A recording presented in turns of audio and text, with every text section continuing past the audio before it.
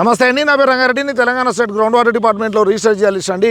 చూడండి, ఇక్కడ కనపడుతున్న ఈ బోరు మహబూబ్ నగర్ జిల్లా మర్రికల్ దగ్గర పూసల్ పహాడ్ అనే గ్రామంలో రవీందర్ అనే రైతుకు మేము సర్వే చేసిన పాయింట్ అండి.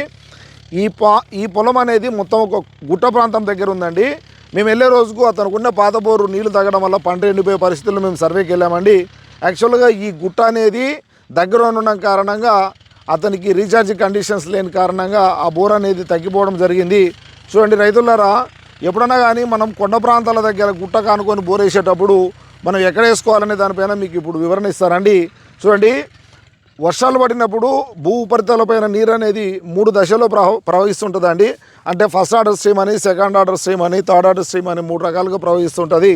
సో ఫస్ట్ ఆర్డర్ దగ్గర కానీ మన పొలం ఉండి ఆ గుట్ట దగ్గర బోర్ వేస్తే కానీ ఎండాకాలం వచ్చినప్పుడు మనం జాగ్రత్తగా సర్వే చేయించుకోకుండా బోర్ వేస్తే ఏమైతే ఎండాకాలంలో బోర్లు తగ్గే అవకాశాలు ఉంటాయండి.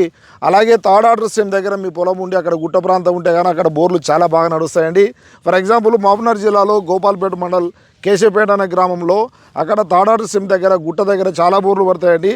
అదే పక్క గ్రామంలో గొల్లపల్లి అనే గ్రామంలో ఫస్ట్ ఆర్డర్ స్ట్రీమ్ దగ్గర వాళ్ళ గుట్ట ఉంటుంది కాబట్టి అక్కడ వేసుకునే బోర్లు ఫెయిల్ అవుతాయండి. అంటే ఒక గుట్టకు ఇటువైపు థర్డ్ ఆర్డర్ స్ట్రీమ్లో బోర్లు బాగా నడుస్తాయండి. అదే గుట్ట వైపు అటు సైడ్ అది ఫస్ట్ ఆర్డర్ స్ట్రీమ్ అవ్వడం వల్ల ఆ గ్రామంలో గొల్లపల్లి అనే గ్రామంలో బోర్లు ఫెయిల్ అవుతుంటాయి.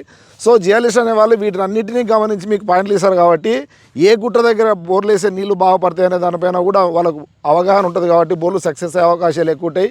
కాబట్టి వీలైనంత వరకు మీరు జియాలిస్ట్ని సంప్రదించి బోర్లు వేయడం మంచిదండి. Thank you.